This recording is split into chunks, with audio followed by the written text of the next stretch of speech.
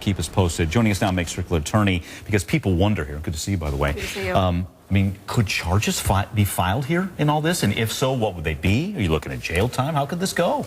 You know, it's pitiful what happened here, because you have people who are celebrating on a Saturday night in Brazil, and you have it extrapolate from that to an international incident. So that is just pitiful. And so that, by definition, could get a lot of people up in arms and want to issue arrest warrants.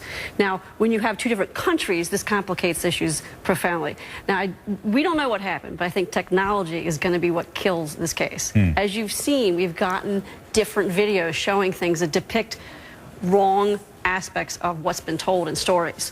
When police anywhere across the world listen to a story, we need to have consistencies. And then stuff needs to be corroborated by independent evidence. That's what's happening here, and it's not working out. So you're asking, will arrests happen?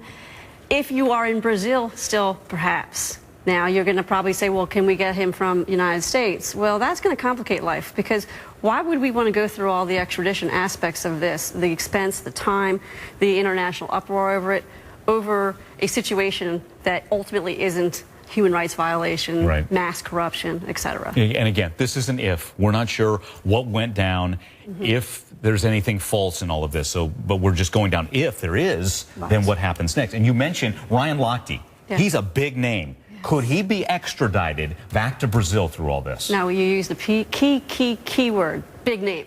Life changes. Now, if I was down there and I said something happened to me on Saturday night when I was out drinking at 4 in the morning, I don't think it'd be an international affair. Correct. Now, when you're in a United States Olympic swimmer, gold medalist, et cetera, it changes the ball game. And then you have these other parts. So normally you don't extradite things like this. Now, the extradition law is real basic. If we have the same laws in Brazil as we do here and we have an extradition treaty, boom, we can extradite them. But again, we're not probably going to bother either side. But the people that are still there who are being detained, if things come out, if there's more complex aspects of this, if this gun that was mentioned is some other aspect, being someone else had it, or we figure out who that was, or drugs, you know, these will make life more complex, period. And an interesting person is this taxi driver. Yes. And I believe authorities finally found this person. Yes, so that's a key beyond a key. technology, what this person has to say. Right, and understand, taxi drivers, Uber drivers everywhere in the globe, again, technology is going to kill parts of these stories that are inconsistent.